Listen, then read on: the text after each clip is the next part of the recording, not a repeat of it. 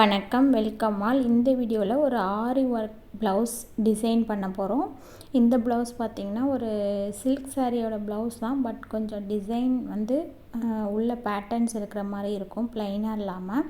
So இந்த மாதிரி ப்ளவுஸ்க்கெலாம் வந்து நாம் நினைக்கலாம், இதில் வந்து நம்ம டிசைன் பண்ணால் அந்தளவுக்கு தெரியாது அப்படின்ற மாதிரி நமக்கு தோணும். பட் ஆனால் வந்து நம்ம அதுக்கு தகுந்த மாதிரி டிசைன் பண்ணும்போது ரொம்ப எலிகெண்ட்டாக அழகாக நல்லாவே வரும்.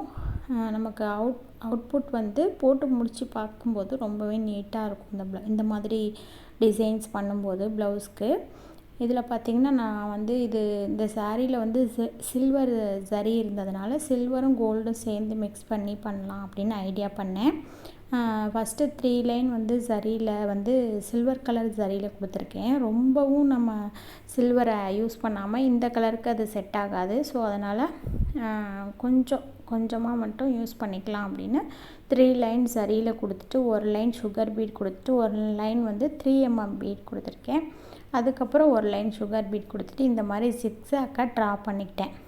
சும்மா ரஃப்பாகவே கையில் ட்ரா பண்ணிவிட்டு அதில் வந்து இந்த மாதிரி சம்கி வச்சுட்டு இந்த சம்கியில் வந்து இந்த சில்வர் கலர் ஜரியை வச்சு நான் வந்து ஃப்ரெஞ்ச் நாட் போடுறேன்.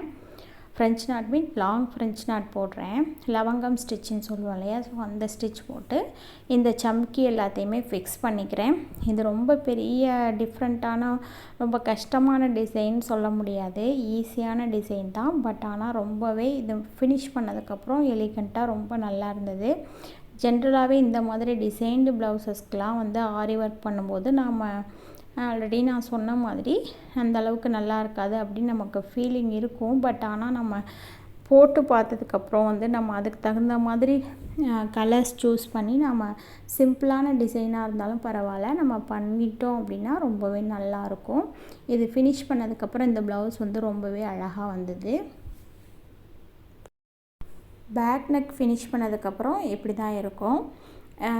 இது பார்த்திங்கன்னா ஓரளவுக்கு ஒரு இன்ச் அளவுக்கு வந்து நமக்கு பேக் நெக் ஃபினிஷ் பண்ணியிருக்கோம். ஸோ ரிமைனிங் பார்ட் எல்லாத்துலேயுமே வந்து கொஞ்சம் ஓரளவுக்கு கொஞ்சம் கிராண்டாக இருக்க மாதிரி புட்டா ரெடி பண்ணலான்னு நான் ரெடி பண்ணிகிட்ருக்கேன்.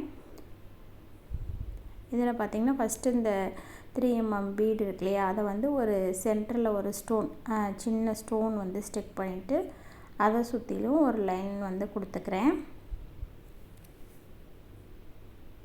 கொடுத்துட்டு இந்த மாதிரி வீட் பீடு இருக்கும், கோதுமை மாதிரியே இருக்கும் நமக்கு இந்த பீடு. அந்த பீடு வந்து ஈக்குவல் டிஸ்டன்ஸ் கேப்பில் வந்து ஒரு ஃப்ளவர் மாதிரி அங்கே இங்கே ஒரு பீடு கேப் விட்டுட்டு அடுத்த பீடை வந்து நான் இன்சர்ட் பண்ணிக்கிறேன்.